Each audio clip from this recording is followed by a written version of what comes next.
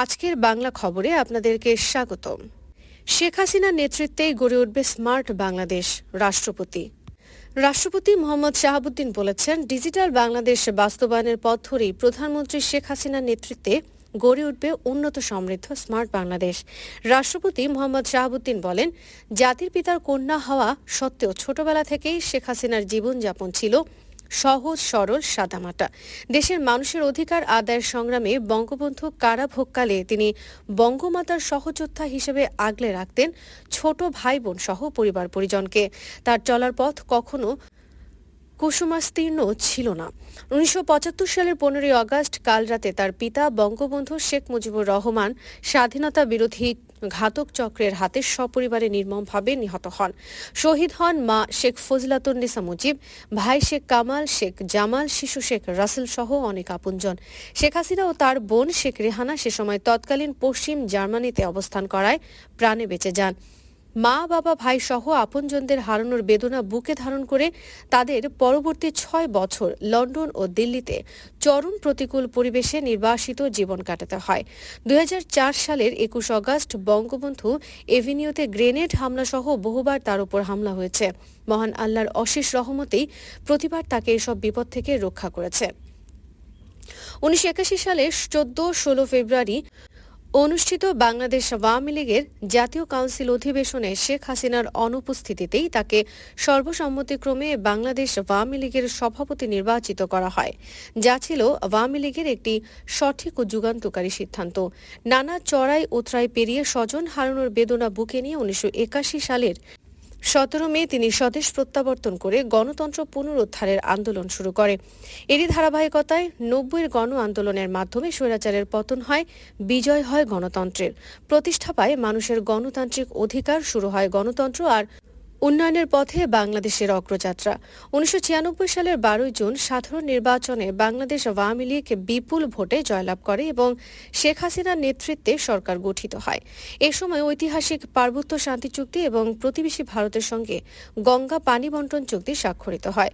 ২০০৮ সালের ২৯ ডিসেম্বর নবম, ২০১৪ সালের ৫ জানুয়ারি দশম এবং ২০১৮ সালের ৩০ ডিসেম্বর একাদশ জাতীয় সংসদ নির্বাচনে তার নেতৃত্বে আওয়ামী লীগ সরকার টানা ৩বার ক্ষমতায় আসে।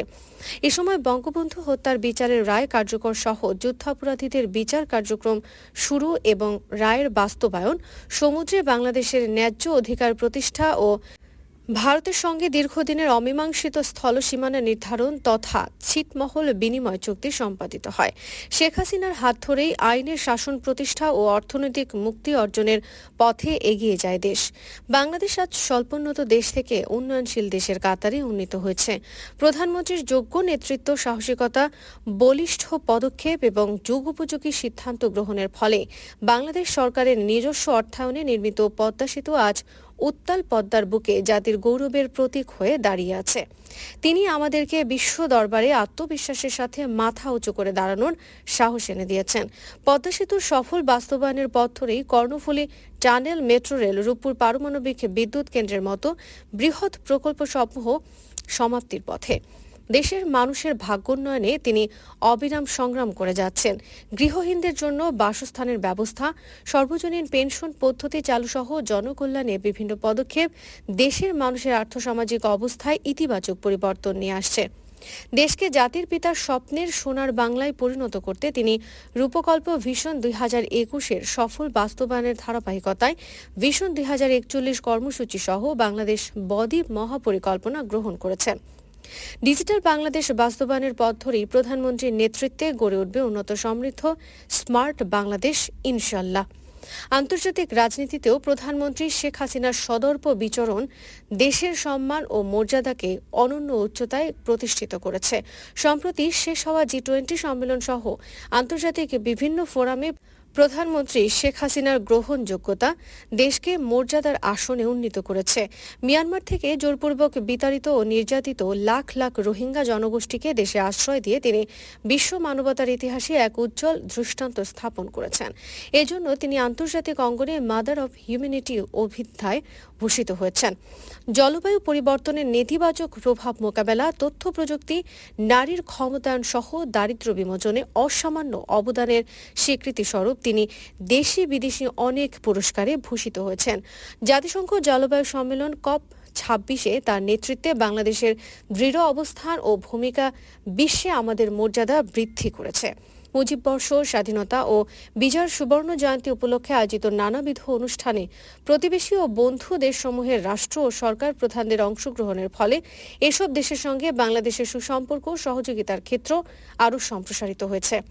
করোনা মহামারীর প্রভাবে গোটা বিশ্বের অর্থনীতিতে নেতিবাচক প্রভাব পড়লেও প্রধানমন্ত্রী শেখ হাসিনার সময়োচিত ও সাহসী পদক্ষেপের ফলে সরকার করোনার প্রভাব মোকাবেলা করে অর্থনীতির প্রবৃদ্ধি ধরে রাখতে সক্ষম হয়েছে। এর মাধ্যমে বিশ্বে বাংলাদেশের ভাবমূর্তি আরও উজ্জ্বল হয়েছে। মহামারীর প্রভাব কাটিয়ে উঠতে না উঠতেই রাশিয়া ইউক্রেন সংকট ও এর ফলে বিশ্বব্যাপী মূল্যস্ফীতির ঊর্ধ্বগতি সারা বিশ্বকে নতুন চ্যালেঞ্জের মুখে ঠেলে দিয়েছে। এই পরিস্থিতি মোকাবেলায় সরকার সাশ্রয়ী নীতি গ্রহণ ও বাস্তবায়ন এবং সাধারণ মানুষের জন্য বিভিন্ন ধরনের প্রণোদনা কার্যক্রম গ্রহণ করেছে। সর্বকালের সর্বশ্রেষ্ঠ বাঙালি জাতির পিতা বঙ্গবন্ধু শেখ মুজিবুর রহমানের অবিসংবাদিত নেতৃত্বে বাঙালি অর্জন করে স্বাধীন সার্বভৌম বাংলাদেশ। জনগণের অধিকার আদায়ের জন্য তার অব্যাহত সংগ্রাম, নির্ভীক ও দূরদর্শী নেতৃত্ব এবং গভীর দেশপ্রেম জাতীয় এবং আন্তর্জাতিক পরিমণ্ডলে স্বীকৃত। আদর্শ পিতার যোগ্য কন্যা হিসেবে প্রধানমন্ত্রী শেখ হাসিনার সুদক্ষ নেতৃত্বে আজ বাঙালি জাতি এগিয়ে যাচ্ছে বঙ্গবন্ধুর আজীবন লালিত স্বপ্ন সুখী সমৃদ্ধ সোনার বাংলা গড়ার পথে। শেখ হাসিনা তার পিতার মতোই গণমানুষের নেতা।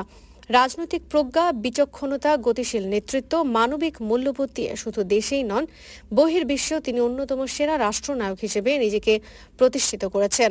জননেত্রী শেখ হাসিনা বাংলাদেশের নতুন ধারার উন্নয়নের রাজনীতির সফল কারিগর। সৃষ্টি করেছেন নতুন এক ইতিহাস। রাজনীতিতে তিনি প্রতিষ্ঠা করেছেন জনকল্যাণ, দেশপ্রেম, মানুষের অধিকার প্রতিষ্ঠা, সৎ ও সাহসী নেতৃত্ব এবং উন্নয়নের উপাদান হিসেবে। তিনি শুধু স্বপ্নদ্রষ্টা নন, স্বপ্ন বাস্তবায়নের মহামানবী।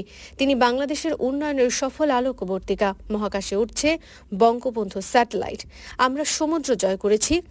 দেশবাসীর স্বপ্নের ও বিস্ময়ের অন্যতম বিস্ময় পদ্মা সেতু চালু হয়েছে, মেট্রো রেল চালু হয়েছে ঢাকা এলিভেটেড এক্সপ্রেসওয়ে। বিশ্বের আধুনিক ও উন্নত যোগাযোগ ব্যবস্থার যুগে প্রবেশ করেছে বাংলাদেশ। ঢাকাবাসী সহ বাংলাদেশের সাধারণ মানুষ আরও একটি ঐতিহাসিক সাফল্য অর্জনের সাক্ষী হয়েছে। দিন দিন উন্নয়ন হবে আর জনসাধারণকে উন্নয়নের সুফল ভোগের সাক্ষী হতে হবে।